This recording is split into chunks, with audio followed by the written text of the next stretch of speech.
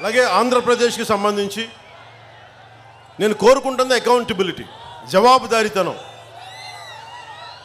పోలీసులు కూడా ఇక్కడికి వచ్చి నువ్వు ఇటు వెళ్ళాలి ఇటు వెళ్ళకూడదు ఇన్ని ఆంక్షలు పెట్టారే. నేనేదో సెక్షన్ 30 అంటే కదా రాకూడదని చెప్పారంట కదా. అంటే మీరైతే ఆంక్షలు పెట్టచ్చా? ప్రభుత్వం ఆంక్షలు పెట్టచ్చా? అంటే మేమే ప్రజలే జవాబుదారీతనమా ప్రభుత్వానికి? ప్రభుత్వం జవాబుదారీతనం చెప్పదా? ముఖ్యమంత్రి జవాబుదారీతనం ఉండదా? ముఖ్యమంత్రికి అకౌంటబిలిటీ ఉండదా? అంటే నీ ఇష్టానికి చెప్పి నీ ఇష్టానికి వెళ్ళిపోతే మేము చేతులు ముడిచి కూర్చుంటామా? మేము చేగువరాన్ని స్ఫూర్తిగా తీసుకున్న వాళ్ళం. ముఖ్యమంత్రి జాగ్రత్త, నీ దగ్గర గుండాలు ఉండొచ్చేమో, క్రిమినల్స్ ఉండొచ్చేమో, మా దగ్గర విప్లవకారులు ఉంటారు, విప్లవ యోధులు ఉంటారు, మర్చిపోక ముఖ్యమంత్రి.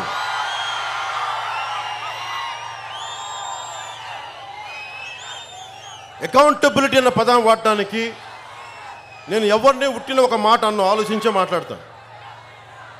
ఇదే ముఖ్యమంత్రి అమరావతిని రాజధానిగా నేను ఉన్నాను, ఉన్న ఎకరాలు సరిపోయి ఇంక అదనంగా ఇంకొక 10,000 ఎకరాలు కూడా ఇవ్వండి, 5,000 ఎకరాలు ఇవ్వండి అని చెప్పిన వ్యక్తి ప్రతిపక్షంలో కూర్చొని 20,000 మంది రైతులు 29 గ్రామాల నుంచి 33,000 ఎకరాలు తీసుకున్నారు.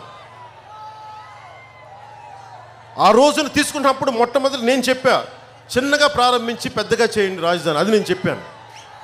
కానీ ఈ ముఖ్యమంత్రి ప్రతిపక్షంలో కూర్చొని సరిపోవని చెప్పిన వ్యక్తి ఈ రోజున 3 రాజధానుల నాటకం ఆడుతూ ఉన్నారు. ఈయన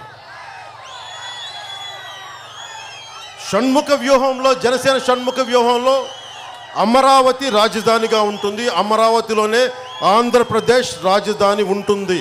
అది చాలా బలంగా మేము కత్తిపూడి సభలోనే జనసేన తరపున నేను చెప్తా ఉన్నా.